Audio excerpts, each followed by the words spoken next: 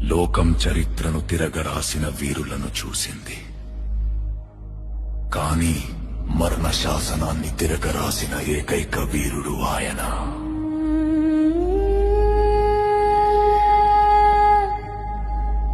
శత్రువుని కత్తితో చంపడం కాదు, తన ప్రాణాన్ని బలిగా ఇచ్చి ఆ శత్రువులోని శత్రుత్వాన్ని చంపిన మహాయోధుడు.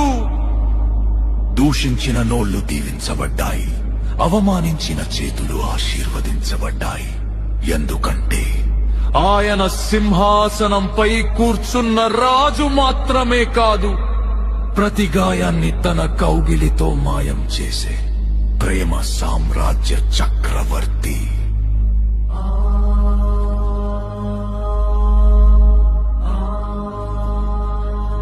మరణం ఆయనను బంధించాలనుకుంది, కాని ఆ మరణానికే మరణం రుచి చూపించి సమాధిని బద్దలు కొట్టుకుని వచ్చిన మృత్యుంజయుడు పగవాడికి ధైర్యాన్ని, అలసిన గుండెకు ఆలింగనాన్ని ఇచ్చే ఏకైక ఆశ్రయం ఆయన.